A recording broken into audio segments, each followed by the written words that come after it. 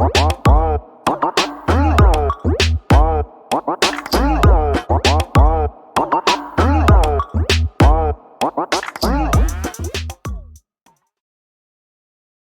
this is Jarvis Cloud Sr. at Day1Marketing Inc., where online marketing begins. I'm glad to present to you your free marketing course, 100% free from myself and Day1Marketing Inc. Please like and subscribe to our YouTube channel, Day1Marketing Inc. Additional free marketing courses, free software, and tools will always be provided in the links in the description below as well. Thank you again from Jarvis Cloud Sr. and Day1Marketing Inc. Enjoy.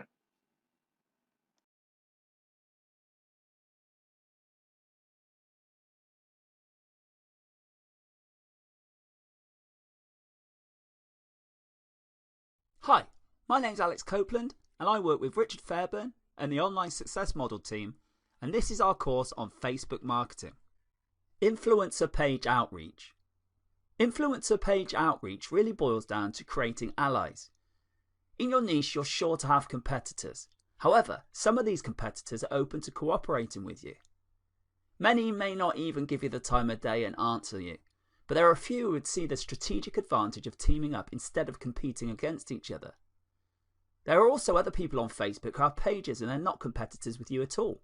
They may even have a lot of fans.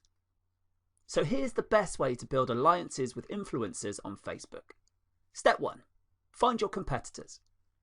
Now the first thing you need to do is to look at your notes when you reverse engineered your competitors earlier on. Now these people are in the same niche as you. After all, you studied them to get the industry standard content strategy, as well as their page layout and design for your own Facebook pages.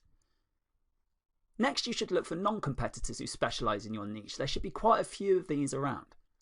Now, these are not people that are selling things or providing services. They're not competing for the same followers as you, but they do cater to the same audience as you do. Try to find as many of these as possible. Step number 2. Make sure you're engaging. Now, I know at this point it's very tempting to just go to a competitor's page, post a comment on one of their posts and drop a link in there. Get them to your page or your website. Sounds easy, right? And repeat this over and over. Well, let me tell you, if you do this, you're going to get banned ultimately, and whatever links you put up, they're going to get deleted. So it's a complete waste of time, so you shouldn't even think about it. You should never spam. You should always try and be engaging. To do this, first you need to share high quality content. It doesn't matter who wrote this, it doesn't have to be you. It doesn't matter where the content goes to or links to, but it is important that it provides maximum value to anybody that takes the time to read it. It has to be on point and make sense. It has to deal with a specific theme or topic that you know that this target audience member will be interested in. The next thing you need to do is engage with people in terms of answering their questions. Try to be a facilitator. Maybe try to mediate between people. Ultimately, you want to try and be the go-to source of information for the niche that you're in. For example, if people are talking about statistics, why not go to Google, find the statistics they're looking for and share them? Maybe they're looking for a video, some way to do something. Go to YouTube, search for the content, and then post it for them. The more you do this, the more people will pay attention to what you do. Because let's face it, in any kind of online group platform, there's only a very few people that actually produce any content at all, let alone high quality content. You could literally count them on the fingers of one hand, and everybody else is basically leeching and just using the content that these few people are sharing. They take information and only give from time to time, if at all. So be that expert, be that go-to resource. Now, another way you can engage is by asking the questions. Now, the questions shouldn't be really basic ones or dumb questions just for the sake of it. Instead, they should be deep, insightful questions, or at the very least, interesting. You can also ask questions that try to tie many issues together. Many people are concerned about many different issues, so by doing this, you cover a lot of bases at once. You should also try and give feedback to people's responses, but do this respectfully. You don't have to come off as a hater or somebody who's just plain negative all the time. Use constructive feedback. Remember, the name of the game here is to add value to the places that you're hanging out in. This means sharing information and enhancing information through proper questions and feedback.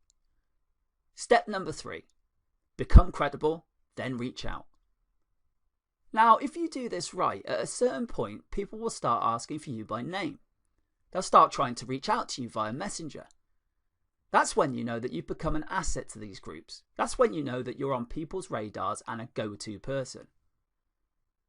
You're not just this person showing up every once in a while, dropping a link and disappearing. Instead, you're the person that keeps these groups together.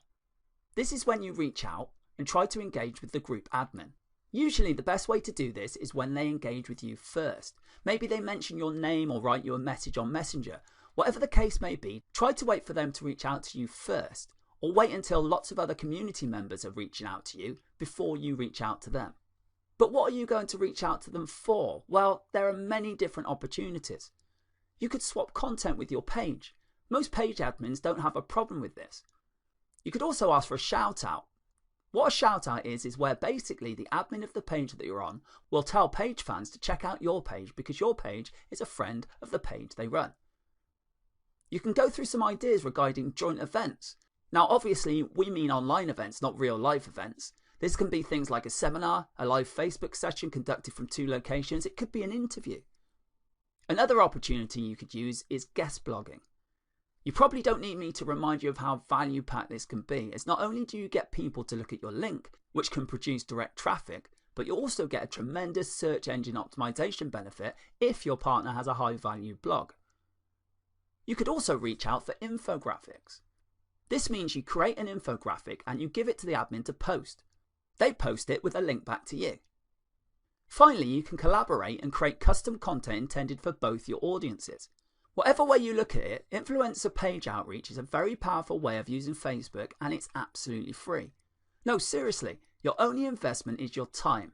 And what makes it so awesome is the fact that you are leveraging the hard-won credibility and authority of your partner.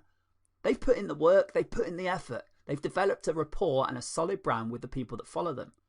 So when they give you a shout out or you co-host an event with them, then they lend you some of their fame, which makes you credible. You're no longer some random stranger who came out of nowhere. Instead, people get the idea in their minds that when somebody they respect and admire recommends a new person, then they will give them a chance. Maybe this new person is also worthy of their admiration and respect. Building alliances with influential niche players is definitely worth doing, but do keep in mind that it does take some time to do properly. However, if you're really into your niche and you view your Facebook marketing business as a real business, then this shouldn't be a problem for you.